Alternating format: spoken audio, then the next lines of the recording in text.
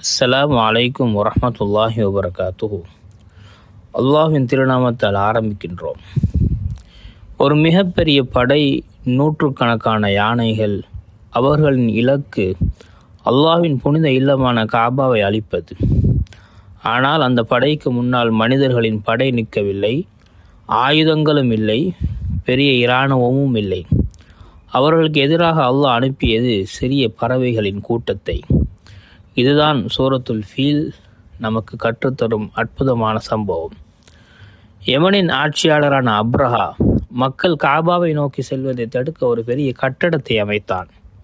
ஆனால் மக்கள் தொடர்ந்து மக்காவில் உள்ள காபாவையே நாடி சென்றார்கள். அதனால் கோபம் அடைந்த அப்ரஹா மிகப்பெரிய யானைப்படையுடன் மக்காவை நோக்கி புறப்பட்டான். அவனுடைய நோக்கம் ஒன்றுதான், காபாவை இடித்து தகர்ப்பது. படை மக்காவை அடைந்தது. காபாவை நோக்கி யானைகள் நகர்த்தப்பட்டன. ஆனால் ஒரு அதிசயம் நடந்தது.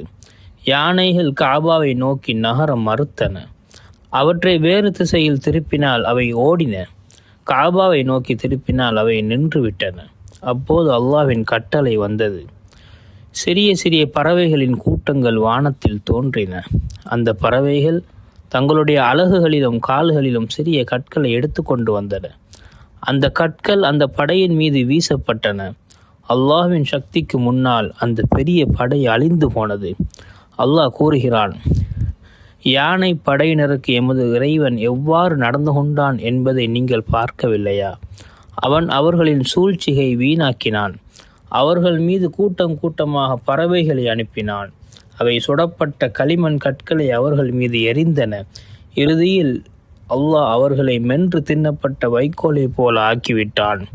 அன்பான சகோதரர்களே, சூரத்துல் ஃபீல் நமக்கு ஒரு மிகப்பெரிய உண்மையை கற்றுத்தருகிறது.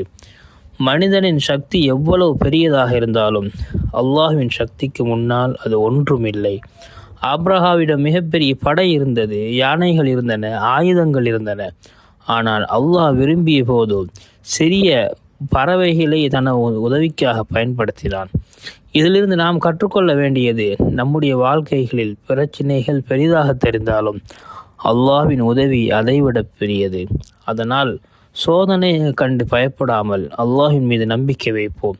அல்லாஹ்வை எதிர்த்து யாராலும் வெற்றி பெற முடியாது. எனவே ஒவ்வொரு சூழ்நிலையிலும் அல்லாஹ்வின் மீது நம்பிக்கை வைத்து அவனையை சார்ந்து வாழ்வோம்.